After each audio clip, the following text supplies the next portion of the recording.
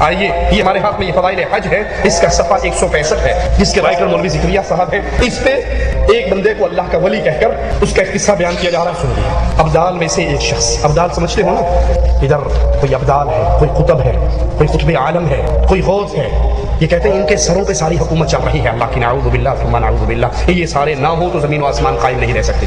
امداد اللہ مہاجر مکی صاحب لکھتے ہیں، اور احمد رضا خان بریلوی صاحب بھی اپنی ملفوظات میں لکھتے ہیں کہ اگر غوث نہ رہے تو زمین و آسمان کا نظام باقی نہیں رہ سکتا۔ لا حول ولا قوت الا باللہ، زمین و آسمان کا نظام چلانے والا اللہ ہے۔ کہتے ہیں ابدال میں سے ایک شخص نے خضر سے دریافت کیا، تم نے اپنے سے زیادہ مرتبے والا کوئی ولی دیکھا ہے؟ فرمانے لگے ہاں دیکھا، میں ایک مرتبہ مدینہ رسول میں مسجد رسول میں بیٹھا تھا، امام عبدالرزاق محدث رحمہ اللہ لوگوں کو احادیث رسول سنا رہے تھے، مجمع ان کے پاس بیٹھا حدیثیں سن رہا تھا۔ مسجد کے ایک کونے میں، فرق یاد رکھیے، اللہ کا ولی کون ہے؟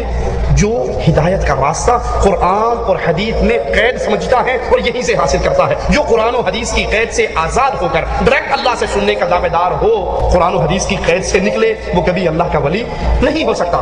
ہم ایک کونے میں ایک نوجوان بیٹھا تھا جس نے اپنا سر اپنے گھٹنوں پہ رکھا۔ میں نے اس نوجوان سے کہا، بھلے آدمی، تم نہیں دیکھتے کہ ساری دنیا بیٹھی، مجمع بیٹھا ہوا عبدالرزاق محدث رحمہ اللہ کے پاس رسول اللہ صلی اللہ علیہ وسلم کی حدیثیں سن رہا ہے، تم وہاں بیٹھ کر رسول اللہ صلی اللہ علیہ وسلم کی حدیثیں کیوں نہیں سنتے؟ تو کہتے ہیں مولانا ذکریہ صاحب کہ انہوں نے نہ تو سر اٹھایا نہ میری طرف دیکھا، اور کہنے لگا یہ وہ لوگ ہیں، سنیے ذرا، یہ وہ لوگ ہیں، رزاق کون ہے؟ عبدالرزاق صاحب کون تھے؟ اللہ کے بندے، اور یہاں وہ ہیں جو ڈائریکٹ رزاق سے حدیثیں سنتے ہیں۔ لا حول ولا قوت الا باللہ۔ خضر کہنے لگے، اچھا میں نے کہا اگر تو اتنا ہی پہنچا ہوا اللہ کا ولی ہے، اگر تیرا کہنا اتنا ہی برحق ہے تو بتاؤ میں کون ہوں؟ اس نے سر اٹھایا، غور سے دیکھا اور کہنے لگا اگر فراست صحیح ہے تو آپ خضر علیہ السلام ہیں۔ خضر کہنے لگے، میں نے جانا کہ اللہ کے بعض اولیاء اللہ ایسے بھی ہیں جن کا مرتبہ اتنا بلند ہے کہ میں ان کو نہیں جانتا، اللہ ان سے راضی ہو اور ہم کو بھی ان سے فائدہ نصیب ہو۔ اب جو اللہ کے اتاری ہوئی شریعت کتاب اللہ اور سنت رسول اللہ کے دائرے سے نکل کر ڈائریکٹ کہے میں اللہ سے سنتا ہوں، وہ اللہ کا ولی ہو سکتا ہے؟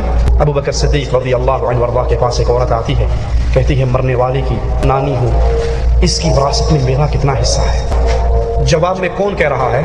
ابو بکر صدیق رضی اللہ عنہ وارضاہ کہتے ہیں، بی بی مجھے رسول اللہ کی کوئی حدیث اس مسئلے پہ یاد نہیں ہے، پھر آنا میں نبی کے صحابہ سے پوچھوں گا، اگر کوئی حدیث مجھے ملے گی تجھے سنا دوں گا، میں نبی کی حدیث کے بغیر فتویٰ نہیں دے سکتا۔ ابو بکر صدیق نے اسی وقت لائن کیوں نہیں ملا رہی ڈائریکٹ؟ کیا بھی پوچھ کے بتا رہا ہوں، میں تو ڈائریکٹ رزاق سے سنتا ہوں۔ کائنات بھر کے اندر اس طرح کے لوگ اکٹھے ہو جائیں، ایک پلڑے میں ہو، دوسرے پلڑے میں ابو بکر کی جوتی بھی ہو، تو رب محمد کی قسم مقابلہ نہیں ہو سکتا۔ اور وہ دعوے دار ہے کہ یہ جو حدیثیں سن رہے ہیں یہ تو رزاق کے عبد سے سن رہے ہیں، میں رزاق کے عبد سے نہیں سنتا، بلکہ میں جب بھی حدیث سنتا ہوں میں ڈائریکٹ رزاق سے سنتا ہوں۔